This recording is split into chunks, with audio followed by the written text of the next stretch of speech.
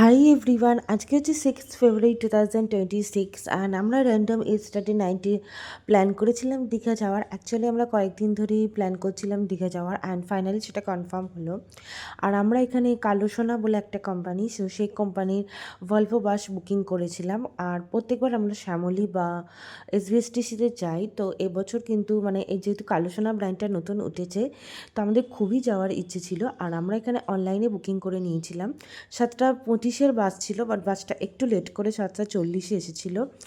আর এখানে সূর্যটা সকালে উঠেছিল, খুব ভাল লাগছিল সূর্যটা দেখতে। বাস আসার পরেই কিন্তু লাগেজটা ডিকিতে নিয়ে নিয়েছিল, আর একটা টিকিটও প্রোভাইড করেছিল। কিন্তু আমার খুবই ভালো লেগেছে এই বাসে, আমার বাসের এক্সপিরিয়েন্স খুবই ভালো। যাওয়ার পরেই ওর একটা মিনারেল ওয়াটারের বোতল দিয়েছিল। আর দেন ওখানে বসার জায়গাটা বাসের ভেতরে, যে এখানে তোমরা যে হেঁটে যাবে ওখানটা খুব স্পেসিয়াস আছে, কারণ এটার একদিকে 2 সিট আছে আর অপোজিট সাইডে 1 সিট আছে। তো সেই জন্য বাসটা অনেকটা স্পেসিয়াস হয়েছে, যেটা শ্যামলী বা অন্য বাসে ঠিক হয় না। আর বাসের চেয়ারগুলো খুবই কমফর্টেবল ছিল, আমরা যথেষ্ট হেলদি। এটা বাসের ট্যাগ ছিল যে মানে লাগেজটা দেওয়া হয়েছে, লাগেজের যে টিকিটটা ওটা এটা সাবমিট করলে তবেই লাগেজটা পাওয়া যাবে। আর বাসে যে বসার জায়গাটা ছিল, যেহেতু আমরা যথেষ্ট হেলদি বাট কিন্তু আমাদের সবাইকারই মানে একদম কমফর্টেবল বসতে পেরেছি। তো সিটগুলো খুবই স্পেশিয়াস আছে, যেটা খুব ভালো।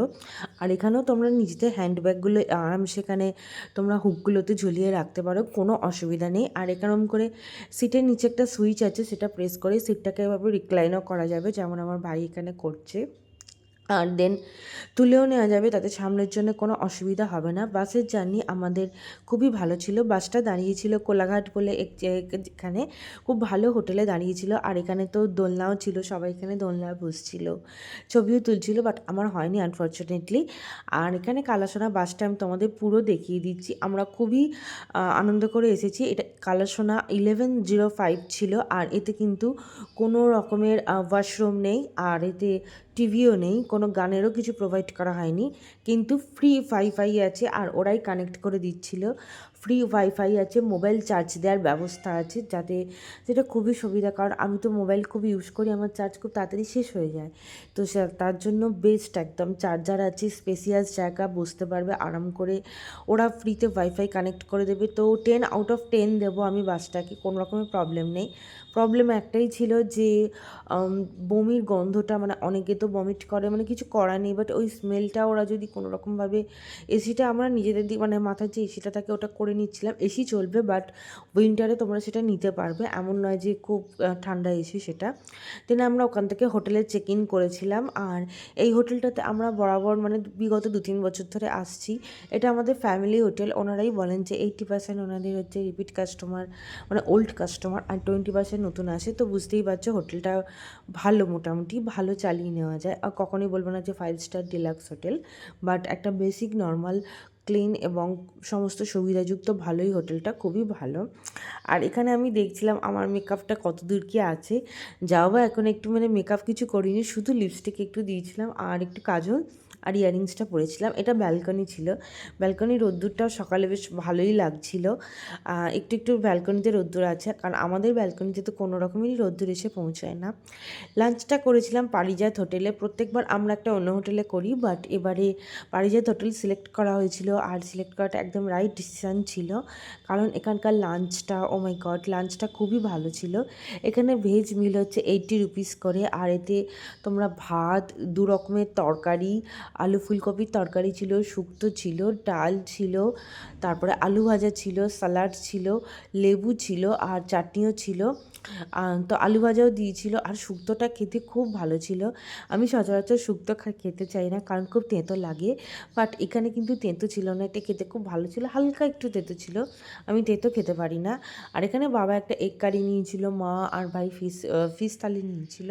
যেহেতু আমার স্টমাকটা ভালো ছিল না, তো সেই জন্য আমি ওদের থেকে একটু একটু ফিশ আর এগ ট্রাই করেছিলাম। দেন বাইরে খাওয়ার পরেই আমরা বিচে চলে গেছিলাম। বিচে গিয়ে একটু রেস্ট করছিলাম, কারণ আমরা দীঘায় এসেছি তো বিচ দেখার জন্যই, তো মানে সমুদ্রে জলে পা ভেজাবার জন্যই। তো এখানে বসেছিলাম, বাট তোমরা দেখতে পাচ্ছ আমার ফোরহেডে পুরো ঘেমে নিয়ে চান করে গেছি। আর ওখানে তারপর একটু ডাবও খেয়েছিলাম। ডাবটা খেতে ভালোই ছিল, জল আর শাঁস দুটোই ছিল। আর এখানে একটা কিউট কাউ ছিল, এই কাউটাকে সবাইকে মাথায় হাত বোলাচ্ছিল, বাট এই কাউটা এসে কিন্তু অনেক বদমাইশি করছিল, মানে বেশ যেমন করে আর কি, ওরা চলে আসলে ওদেরকে খাবার দিতে হবে। বাট এখন তো বিচে লাঞ্চ টাইমে তো কারো কাছেই কোনো খাবার নেই। ইভিনিং টাইমে অনেকের কাছে খাবার থাকে, বাট এখন কোনো নেই। তো ও একটু পরে চলে গেছিলো, বেশ ভালো লাগছিলো। অনেকদিন পর এখানে একটা কাউকে কাউটা এত ক্লোজলি অনেকক্ষণ ধরে দেখছি। আমাদের এখানে যদিও ছিল, আমাদের আর এখানে আমাদের কাউয়ের ভিডিও তোমাদের সাথে দিদিরা শেয়ার ডিস্টার্ব করতেই করছিল থাকি। মোট কথা। তারপরে অনেকক্ষণ তাহলেও পরে গেছিলো। আর তো মা তো একটু ভয়ও পায়, বাট এটা সিনটা খুব ছোট ছিল। আর এখানে বিচে এখন ভালোই লাগছিল। এর আগের বছর চন্দনেশ্বর মন্দিরে একজনকে গরু গুঁতিয়ে দিয়েছিল, সেটা আমি দেখেছিলাম। আর এই যে দেখছো নোংরা প্লাস্টিকটা ছিল, উফ, কি বলবো আর। তো এটা বিকেলবেলা বেরিয়েছিলাম দুপুরে রেস্ট নিয়ে। এটা একটা বাছুর ছিল, আর এখন একে সবাই মিলে খাওয়াচ্ছিল। পাউরুটি খাচ্ছিল, কিন্তু অন্য কিছু খাবে না, ও শুধু পাউরুটিই খাবে, যেহেতু খুব ছোট। ওর মুখের মধ্যে খাবারটা পুরোপুরি ঢুকিয়ে দিতে হচ্ছিল, আর ওয়েট করতে হচ্ছিল অনেকক্ষণ। বড় যে গরুগুলো হয় ওরা খুব তাড়াতাড়ি, ওরা খুব সুন্দরভাবে খেতে পারে, টাইমও নেয় না অতটা। বাট এ তো ছোটো আছে, খুব কিউট লাগছিল। এত সুন্দর বাছুরকে প্রথম খাওয়ালাম। তো প্রথমে একজন, মানে অনেকেই খাওয়াচ্ছিলেন, এটা একজন আননোন পার্সনই খাওয়াচ্ছিলেন, মানে খাওয়াচ্ছিলেন। তো এটা বেশ বাজে, ওয়েট করতে হবে কখনো পুরো খাওয়াটা শেষ হবে তবে দেওয়া যাবে, না হলে দিলে কিন্তু ও ফেলে দেবে মুখ থেকে। দেন আমার ভাই খাইয়েছিল। তো ভাই যে এই যে খাওয়াচ্ছে ভাই এখন গরুটাকে, এই বাছুরটা খুবই কিউট ছিল। ওটা দেখা দেখি কতগুলো স্ট্রিট ডগও চলে এসেছিলো, বাট ডগগুলো কিন্তু অত বদমাশ ছিল না। কারণ আমি এখানে রিসেন্টলি দেখেছি আমাদের হাওড়াতে অনেক রকম ডগগুলোকে বদমাইশি করতে। আর ফাইনালি এসেছিলো আমার খাওয়ানোর ব্যাপার, আমিও খাইয়ে দিয়েছিলাম ডগটাকে, এই বাছুরটাকে আর কি। আর পাশে যে একটুখানি পাউরুটি পড়েছিল ওটা কুকুরটা খেয়ে নিচ্ছিল।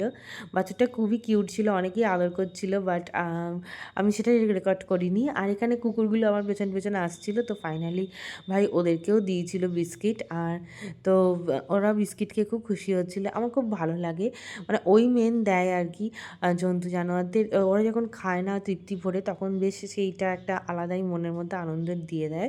দেন আমরা বিচে বসেছিলাম এখন। আর এখন কিন্তু বিচে বেশ ঠান্ডা, দুপুরবেলা রোদ্দুরে বসা যাচ্ছিল না, এখন বেশ ঠান্ডা। আর এখানে আমরা এখন বাদাম ভাজা নিয়ে নিয়েছিলাম। তো এটা ছিল গোটা বাদাম আর কি।